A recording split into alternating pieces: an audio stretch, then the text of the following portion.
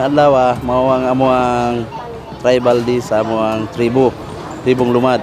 O nagpasalamat ko sa mga barangay chieftain nga ni Tambong o sa ilan igob Tambong. Salamat ko sila. Kini akong gibuhat karon dili mawala ang among tribo sa ang among pagkuan sa ilaha pag tapok-tapok aron malambo mi nga mga tribo. O magpasalamat mud mi kang gobernador nga tanan proyekto diri sa amuas Tagabuli ay gibuhat niyang kalsada ni Ma'am Didi o kay Vice Governor Mark. Salamat po siya tungod sa ilang kaayo.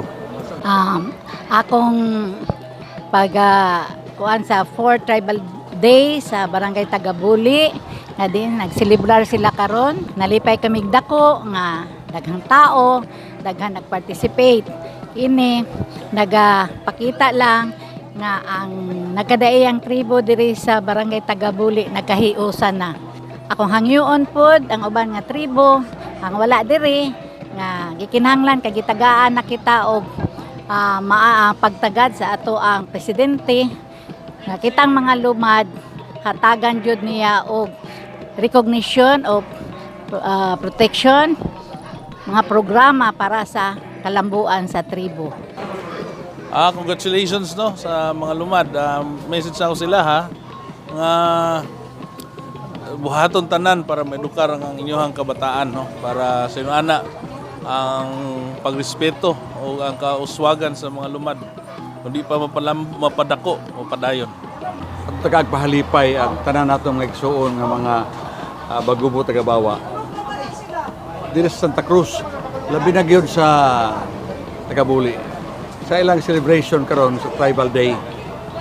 Ibalo ka kanunay na akong giproclaim nga ang bagubo mao gyud tinuod katag iya sa Davao del Sur sa Davao. Nga kitang mga Bisaya dapat magpasalamat nga ilatang gidawat dire together with the Muslims. The Bagubos are the real aborigines here. Kasi padayon niya suporta sir sa provincial government sa mga lumad. Everything ato suporta. Kinahanglan sa nila. Mao gina. In fact, symbolically o realistically ato gibuhat na. For instance, symbolically ako man nang ipahibalos mga tao nga kanang sa Guniang Palalagan building ang design ana sa Bagubo Tagabawa o sa Mount Apo o sa monkey eating eagle nga naa diya sa Mount Apo nga niya diri ang Mount Apo na man sa Santa Cruz. So mo na design sa SP building. Yes. O magpasalamat mud mi kang gobernador nga tanan proyekto diri sa amuas Tagabuli ay gibuhat niyang kalsada ni Ma'am Didi o kay Vice Governor Mark. Salamat po siya tungod sa ilang kaayo. Nya tanan namong mga problema ila gyud mi ginatabangan. Mao na nga bisag unsahon hantod karon kagas gyapon mi. Kaganina nagpakita sila sa ilang cultural dance presentation. Then naapod ang ubang mga sitio leaders no nga nagparticipate.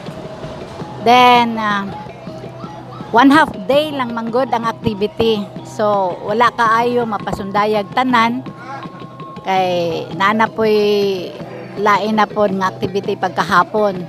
So akong hangyoon nga sa sunod mangayo taw ko nga mahimuon tang 1-day tribal affair.